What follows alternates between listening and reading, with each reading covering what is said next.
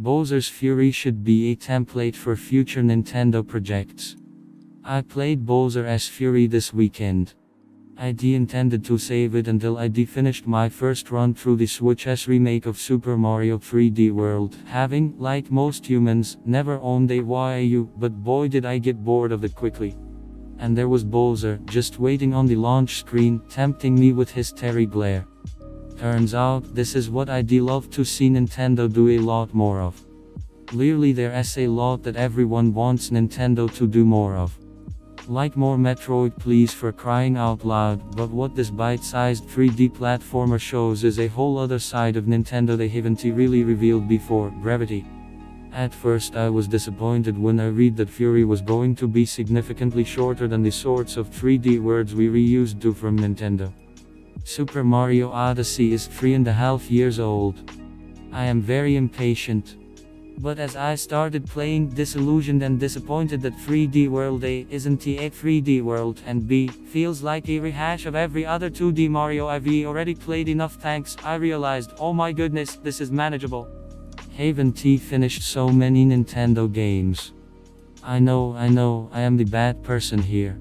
But the reality is, I've never seen the end of Breath of the Wild, will almost certainly never find time to finish the second run through Odyssey, and goodness knows when I'll ever get around to polishing off 64, Sunshine and Galaxy. Now I've bought them all over again.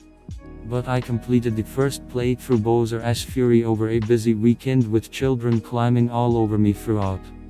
I am already a good way into the second lot of cat shines. And crucially, it was just as good as you expect from Nintendo. In fact, it is an astoundingly clever reinterpretation of the 8-year-old 32D world, embracing all its little feline idiosyncrasies and reimagining them as a proper 3D Mario game. And while Bowser's moments of fury come too thick and too fast, to the point of abject irritation by the end, it is so many excellent things with all the expertise you'd hope for, just in a much shorter time.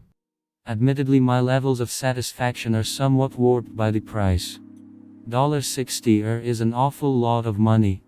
Yeah, for sure, I've got the world to trudge through eventually. But my expected price for decade-old games is closer to the $10 sort of range, and another $50 for bonus Bowser definitely feels too much. This has the vibe of DLC, albeit not content that fits into any previous game. It has Odyssey in spirit, 3D world and motifs, but doesn't really slot in neatly to either. I'm delighted with the fun I've had though, and the fun I still have to have. And most of all, it has made me wish for a Nintendo that sees projects like this as something viable for its future. I can imagine games like Bowser's Fury being released as download-only offerings, not carrying the weight of expectation of a boxed release of a brand new Mario outing, but making space for experimental, imaginative, equally delightful games for a chunk less money. There must be just so many Mario ideas stuck to pinboards around Nintendo's offices, once thought either too odd or too temporary to make it to the next big game.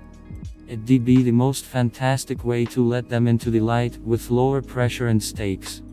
And for me, well, it'd be more games I know I'll have time to finish. Which is no small deal when they re-games as excellent fun as this. Like and subscribe to our channel.